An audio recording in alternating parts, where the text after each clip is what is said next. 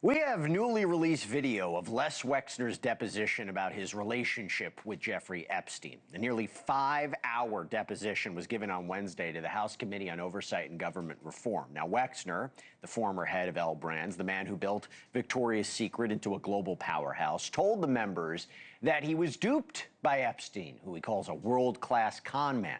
He testified that Epstein managed his finances, had extraordinary access to his money, even held power of attorney at one point, but claims, I cut ties with Epstein in the mid-2000s after Epstein allegedly stole from him. And Wexner acknowledged that he visited Epstein's private island once with his family members, but he insisted repeatedly that he had no knowledge of Epstein's alleged sex trafficking or abuse of minors. And lawmakers, they pushed back, asking how someone so close for so long could have missed the warning signs. Their allegation was he was in on it. And then, after hours of testimony, there was, I will just tell you, an incredible hot mic moment. Wexner's own lawyer, his attorney, whispered this to him. I hired a lady to be like the house manager who had run the U.S. Embassy in Rome, and said, yeah, I know how to do this. And I said, well, why don't we keep inventories of stuff? And she said, well, yeah, I could do that. So she did that as kind of a puny example, but I wouldn't have had the idea. But then all the things were inventoried. That wasn't work for me or Jeffrey. It was just regularly done. Answer that question. 5 words, okay. Yeah. Now, here's how I saw this. Defense lawyer doesn't want a client to say more than that's necessary. That's lawyering 101. It opens them up to liability. So I can understand maybe the salty language, but I also got to say, if your client is declaring complete innocence, if he says he was defrauded, he was betrayed, he was misled, he has no idea, why not just let him talk? What's the harm? Why the urgency to wrap it up? That was the thing. We got to keep this moving. We got to keep this moving. Why? Was that his home? Was this about protecting his client or protecting against something else coming out? Or did Wexner's lawyer have somewhere else to be? I don't know.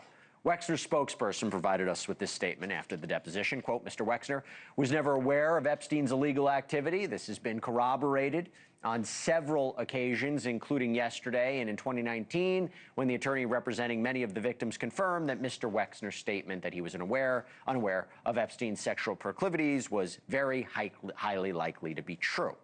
Joining me now, trial attorney Mark Geragos would never say that to a client. But Mark, that you see my point, right? I mean, it's either one or two things, like just don't say more than you have to. Or, I mean, again, let him speak. It's at his home. What does he have to hide?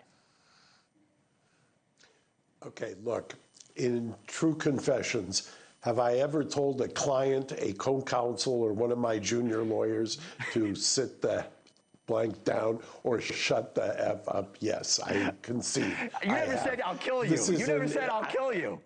Yes, by the way, I think I have. I think I have used the term, I will, yes, I have. So I understand it. It was attorney-client. We shouldn't even be speculating about it because it's an attorney-client communication, even though it was on a hot mic. Nonetheless, you have an 88-year-old man who's in the crosshairs.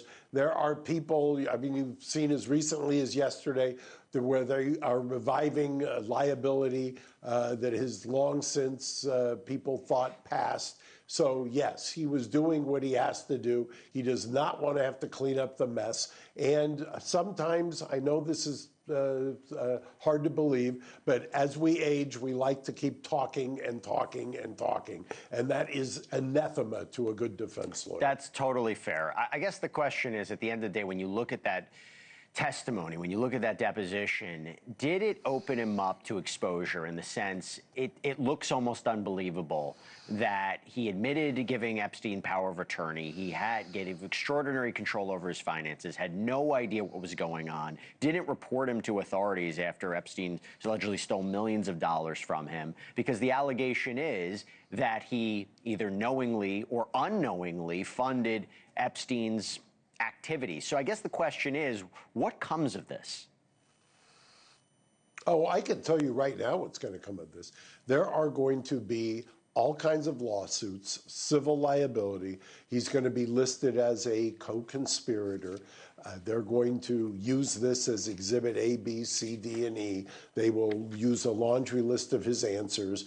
That's what's coming. I mean, it is clear. There have already been questions as to why he was listed as a co-conspirator in DOJ files, why that was never acted upon.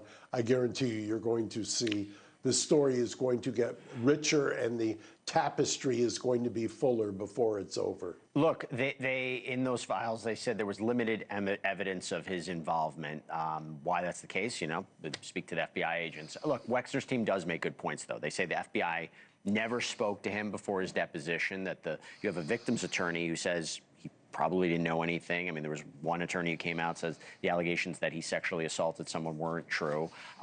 So it does become a question of what this battle will look like. But I have to ask you, after what we saw with Prince Andrew, and we're going to talk about it a little bit later, it's not only that investigation, there's another investigation in the UK, there's more investigations happening in Norway, there's a ton of resignations happening, but people are saying, how come there's not further criminal investigations here in the United States? I will couple this, I will caveat this. In New Mexico, they opened up a criminal investigation into Epstein's Zorro Ranch. Are we going to see anything now after what happened to Andrew here, or is it just, hey, different laws? Well, let me tell you what the problem is. You see a lot of these look-back statutes where statute of limitations are revived. The Supreme Court, U.S. Supreme Court's already weighed in on that, actually on a case out of California. They have allowed that for the time being to work in the civil arena where you are talking about fighting over other people's money. So civil look-back statutes, as of right now, have been given the green light. Criminal look-back statutes where you revive an expired criminal law or statute of limitation, that is clearly unconstitutional and has already been ruled upon in a case Stogner, which is by the U.S. Supreme Court. So I think it's very unlikely that you see any criminal prosecutions in the United States. Civil, I think you're going to have buckets and buckets of them. And we know there was just a massive settlement in the Epstein case, I think, yesterday. Listen, Mark Geragos, great seeing you. Thanks for taking the time, as always, especially on a Friday night. I know you're a busy man. Thank you. Thank you for watching. Subscribe below and download our NewsNation app right now on your phone, and you will get fact-based, unbiased news for all Americans.